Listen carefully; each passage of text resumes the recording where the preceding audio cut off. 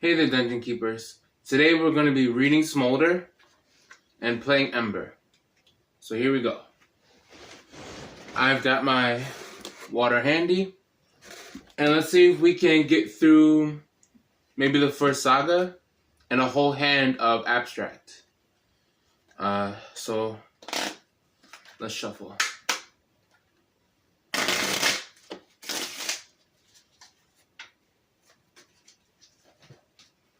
Smoulder by the Bright Letter, Terry Shaw. Table of Contents, Saga the Fantasy Codex, Saga Aertha, and Saga the Fantasy Reinstated.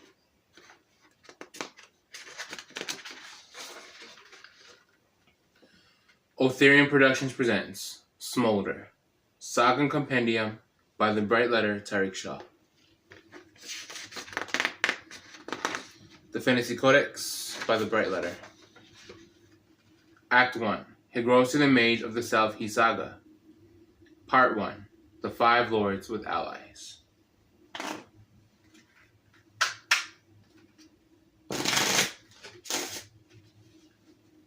Introduction. Higrosi wakes a few moments before the sun. He dresses in his magic robes, slips on his gilded boots, and leaves his home with his wife Truany at his side. Today is the day of the Mage Battle Tournament, the event Higrosi has been training to fight in for many months. The time has come to show the mages under Gomek's rule what he can do. They now approach the arena, and Higrosi's stomach lurches just looking at it. It towers over the two of them like a monster, and soon they will walk right into its mouth. Name, asks the woman at the door. Higrosi, son of Hygros. The woman checks the scroll in her hands. Follow me. The woman leading, Higrosi and Truany walk down the huge echoing halls of the arena. As they pass the soon-to-be audience, he can hear some saying things like, "Isn't that Higrosi? And there goes a battle mage. And look at those boots." Eventually they reach a door with the letter H on it. "Here we are, Higrosi. There's wine and food on the table. If you need anything else, just find me, or anyone else working here, and we'll get it for you. Thank you, Miss Lim." With a smile, Lim walks away. "This is it," says Truany as she shuts the door. "The time has come." "Please, Truany, no pressure." "I'm sorry, but I think a little pressure is necessary. We are in the Mage Battle Arena, about to fight in the Mage Battle Tournament." "No, we aren't. I am. You don't know how distracting pressure is when you're fighting." Truany thinks for a moment. "You're right. I'm sorry. It's just that..." She sits down. "This is a big deal, for you and me. Plus, a knock at the door and an arena worker comes in." "1 minute, Higrosi." Now, we play. We start with 5 coins. And I can do a labor credit beforehand. So what we're going to do is we're going to spend 1 coin and have a lucky number of ace. And with the lucky number ace, we will scour for coin. 0, 1, 2, 3, 4, 5, 6, 7, 8, 9, 10, 11. No dice. So we have 4 coins. No added ones. And we are going to enter the first round. Even though we have 3 credit labors, we'll just use the 1 and get to the next stage. 1, 2, 4. Dragon 1. And we'll spend 1, 2, 3 of those coins. 1, 2, 3, 4, 5. Reward card. Put those to the side. We got a good card. We got 1 good card. Another good card. Yeah. If you don't take the face cards out before, you just gotta make sure you can put them to the side as you play and pick up the right ones. 10, 9, 10, and 7.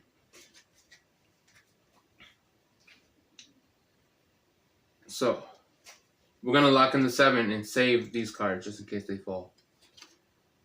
It's a face card, so we just put it to the side and get the next opposing card that we need. It's a Joker, so the 7 wins over the Joker. 7 again against the 2. 7 against the 3. 7 against the 9, doesn't win. But we'll take this. We'll lock in the next card, a 9 against the 9. And a 9 against a 2. We have 1. So with 1 coin from the from before the round, and no multiple cards came in, we add 1 to 7. Now we have 8 coin for Dragon 2. But let's keep reading. Higrosi, under the pressure of winning, looks down at his bright gilded boots, trying to remember his studies of combat spells. There's Elemental Hispesa, set to rip apart your opponent's ego, but this spell has the tendency to backfire. Ruse is a quick spell with low power, only giving your enemy the feeling of a jab to the face. It may hurt, but will not guarantee him victory. Higrosi has to hurry before his turn is over. His opponent Givri's next move may finish him. Then, out of nowhere, like the coming of a rain cloud on a day of blue skies, Higrosi remembers a spell said to have destructive qualities. With no time to remember exactly what it does, he casts the spell, Havalora. Givri's face twisted in horror as the words were spat. He was then set sprawling backward and out of the mage ring, like he was tied to the waist with rope, and was pulled out by a speeding warhorse. Givri's body lies limp on the ground, unmoving. From the audience surrounding the mage ring, there are no gasps, no cries of horror, just applause. The healers then tended to Givri, while Higrosi walked triumphantly to his resting quarters to await the final round of the tournament. This next battle will determine who gets the title of this year's Best Battle Mage and who will win the Ring of Glory. With 8 coins, we're going to Dragon 2. Unless we want to do Chamber, in which case we don't have to worry about the face cards. But we'll start with 5 mana. Yeah, I think we'll do Chamber now. And remember, 8 coins for before Dragon 2. For Chamber, the first, we'll do a potion labor credit. And we'll bet 4. We'll bet 4 mana that this card is higher than this card. So now we have one mana left, but if we win this, then we'll have 9. So this king is higher than this. 10. We did it. Now we have 5 plus 4, which is 9. Next, we shall use those 9 mana, or as many as we want to build our hand. So with Chamber, we start with 4 default, and no added per the stage. And then out of 9, we're going to spend 6. So we have 3 to work with credit labors if we should fall. So 1, 2, 3, 4, 5, 6. Now we build the opposing cards. 1, 2, 3, 4, 5. With a reward card. And these to the side. Hopefully we got something good. 8's not bad. 8 again. 9's not bad. Here's a king. Another 8. And a joker. This we can do something with. I'm pretty sure we can win with this. So we have a king, a joker, a 9, and an 8. Let's hope that we unlock this chamber. We'll begin with an 8. Against a 2, we win. 8 against a queen. So this is hard. A queen, or in other words, a priestess, is unbeatable credits by two counts. So I lose the one I'm using, and I have to take away another one out of these. So it looks like I'm going to take away the Joker. And so all I have left after this is disposed of the Priestess, because her credit labors were in consideration. We now have to use the King, or sorry, sliding everywhere. We now have to use the King or the 9, the Wizard or the Alu, to beat these next 3. So what I'm going to do is I'm going to use the 9 against the 9. That was really good. Now I'm going to put it down and use a credit labor of the King. Perfect. A 7's down. Now I'm going to switch back to the 9. And it's against the 2. We won that because we have cards left. So we have 3 mana and no multiples of aces were used. So 3 plus Priestess. We now have 15 because the Priestess is 12. So now we continue reading.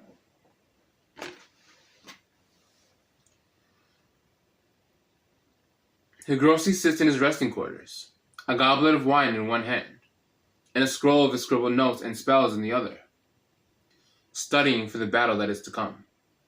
His next opponent, the name slips Higrosi's nervous mind at the moment, has been the reigning champion for the past 2 years, while Higrosi is currently in his first attempt in the mage tournaments, shocking everyone with his capabilities. 3 soft knocks then sounded on Higrosi's door. Setting down his goblet and scroll, he gets up and opens it. In comes his wife Truany, flinging her body onto his and kissing him deeply. Truany, Higrosi sighs, if you have come to deter me from fighting, I must disappoint you, for giving up is not in me. It is the opposite, my love. I have come to remind you that victory is most needed. As you know, I have left my first love and my homeland, because you promised me the world, and so it is my duty to make sure this promise is obtainable. Tear Kellum apart, my love. With that, Truany left Higrosi to his preparations. Ladies and gentlemen, we are down to the end. We have seen 8 mages battle for the title, and only 2 remain, Higrosi and Keldum. The crowd roars at the mention of their names. Will Keldum get his 3rd consecutive win, or will the newcomer bring him down?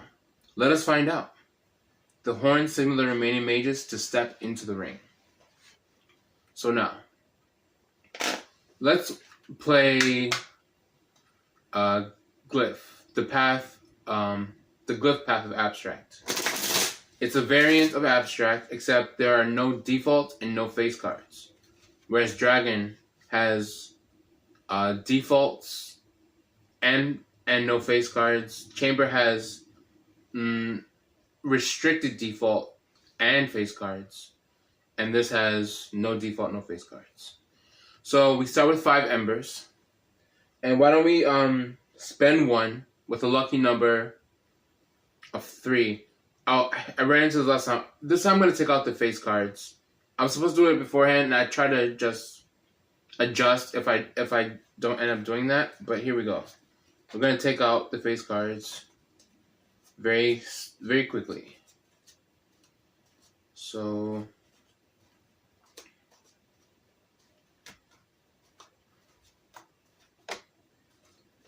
it should be 18 out of a custom deck and 12 out of a playing cards deck.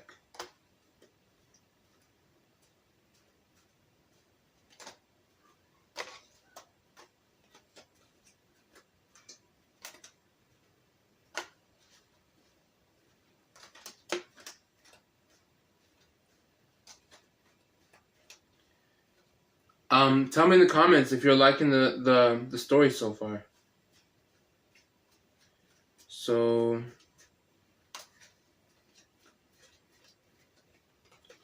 all the face cards have been removed. We'll count 18. All of them have been removed, and now we'll see if they're all here.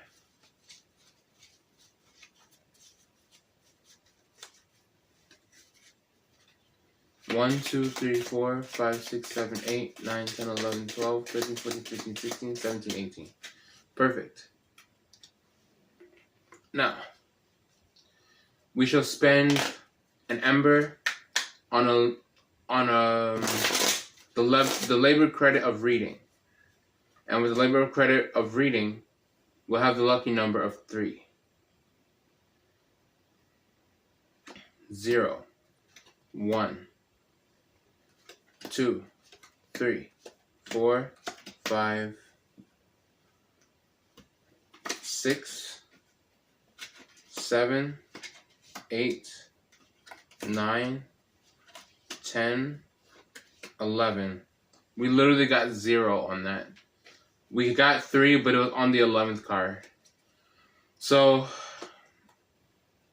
we shall continue with 4, and then we'll just have a locked in 4, unless we want to risk it. Maybe we'll risk it. So let's do it like that. This time I'll let you see what's happening on the board. We're gonna risk 1 ember, and we're gonna have a lucky number of 5. So let's shuffle and use our lucky number to read.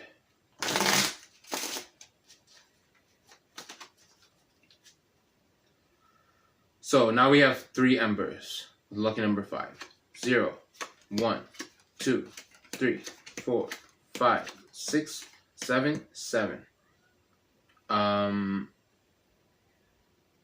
minus 7 is 4.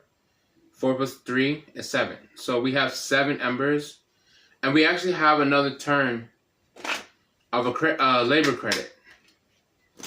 So what we want to do, we got to decide, are we going to take our 11 or risk maybe having 10 or less of embers? I say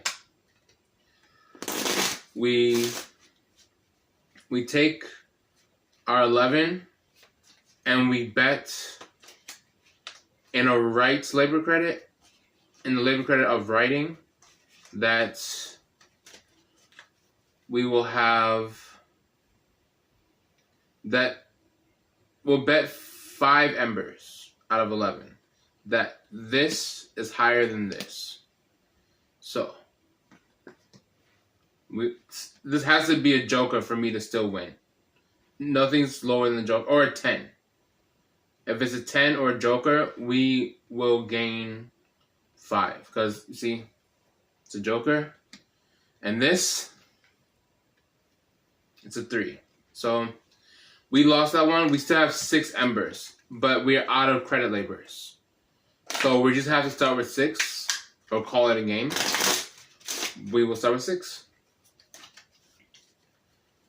1, 2, 3, 4, 5, 6. 1, 2, 3, 4, 5. I'm going to do it like that. Sorry, these cards are very slippery. Alright. We have to pick 4 of these.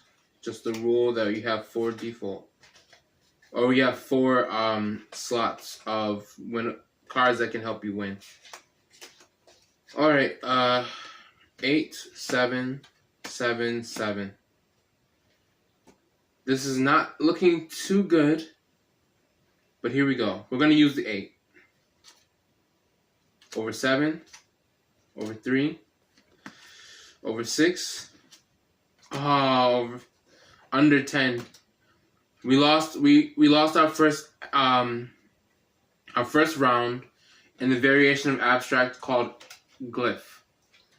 But we can retreat and we can do that again. I remember that we're before the second dragon with 8 coin, and before the second chamber the second, with, if I'm not mistaken, I don't know, we can look back in the video if we want to be accurate. But let's do some more reading. Okay, after this, we'll do one more hand, and that'll be a good beginning video of how you can use this my content.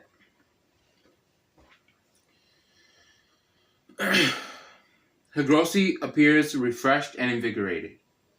With a shaved head and somewhat unkempt beard, a gold sphere appears to his left ear, 3 diamond rings with gold bands on his right hand charged with magic, draped in mystic white robes and enchanted gold boots. He looks the part of a rich and powerful mage. Keldum, on the other hand, looks as if they picked him randomly out of the audience. He wears faded brown robes and black boots with no jewelry. The only thing making him look mage-like is his long black hair slicked back. This hairstyle was worn by the Orego wizard tribe 3,000 years ago. Could he really be an Orego wizard? Alright, mages. I am sure you both are well read up on the rules of this engagement. You will take turns casting offensive spells. You may cast defensive spells at any time. Healing spells are prohibited. If one of you becomes unable to continue, the other wins. Do you both understand the rules? Yes. Yes. Then bow and let the battle commence. They bow to each other and take their places at the other end of the mage ring. Higrosi strikes first. Cast. So, we got a sign of all 3 variants of abstract. I showed you a little bit of abstract before, and I even showed you a little bit of King's Agenda before. So I think the best way to wrap up this video, and maybe even read a little bit more, would be to play SpellCast, my other card game turned real-life game. Real-life game where you are the avatar. So, this is how we do it. In SpellCast, you have a draw pile and a discard pile. You also have 3 health, called longevities. And the draw pile is called Aquilmacist, or the Magic God, and the discard part is called Plantwin, or the Magic Gargoyle. So, what we want to do, we want to either build our health, our longevities, with a main spell or in a horn spell, or cast a spell by spending these longevities with a bespoke spell. This is how you play solo. In multiplayer, it's very much like Rummy, but instead of just trying to, trying to use all your cards, or however the goal of Rummy goes, this game is about having health. So, what we want to do is we want to give ourselves a standard, a horn